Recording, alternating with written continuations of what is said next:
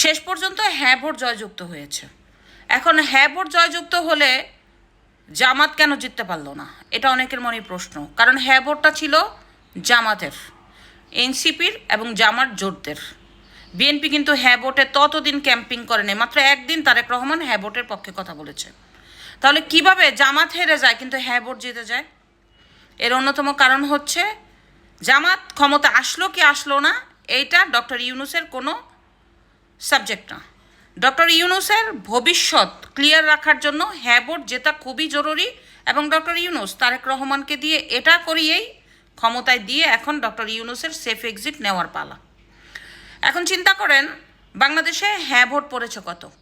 Total হ্যাঁ vote পড়েছে 4,74,74,000 something, আর না ভোট পড়েছে 2,25,65,000 সামথিং। টোটাল হ্যাঁ এবং না ভোটের যে অংশগ্রহণ ভোটারদের, এটা হচ্ছে 7 কোটি। এখন এই 7 কোটির মধ্যে হ্যাঁ ভোট জয়ী হয়েছে প্রায় 68% এবং না ভোট জয়ী হয়েছে 32%।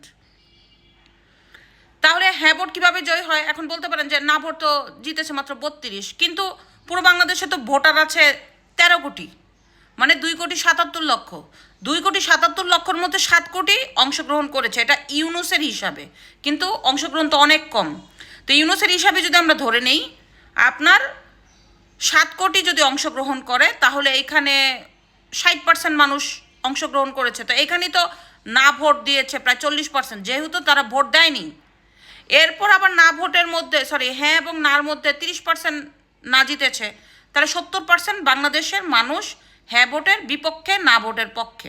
অথচ ডক্টর ইউনূস হ্যাঁ ভোটকে জিতাইছে। এর অন্যতম কারণ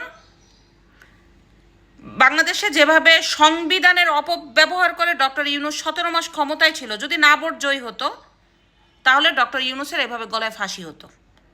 তাই বিএনপির সাথে আতাত করাইয়া হ্যাঁ ভোটকে জয়যুক্ত করাই ছিল ইউনূস গং উপদেষ্টাদের লক্ষ্য। এতে জামাত ইসলাম হারলো কি জিতলো এটা ডক্টর ইউনূসের সাবজেক্ট না, এটা হচ্ছে বাস্তব কথা। দেখেন হ্যাঁ ভোট নিয়ে এই সরকারের একটা কনফিউজ ছিল, এক এক সময় এক একবার বলছে। একবার বলছে হ্যাঁ ভোট 2 কোটি পাইছে, একবার বলছে 1.5 কোটি পাইছে। এখন শেষ বলে ওই যে জাতীয় নির্বাচনে 59% মানুষের অংশগ্রহণ ছিল, ওইটার সাথে তাল মিলিয়ে 7 কোটি করেছে। ওইখানেও ভেজাল আছে, ওই ভেজালটা পরের ভিডিওতে বলছি। তো বিষয়টা হচ্ছে হ্যাঁ ভোট ইউনূসের খুবই জেতা জরুরি, সেটাই বিএনপি করাই দিছে, এবং বিএনপির ক্ষমতায় আসা জরুরি, সেটা ইউনূস করাই দিছে। সো বিএনপি কখনোই ইউনূসকে ধরবে না।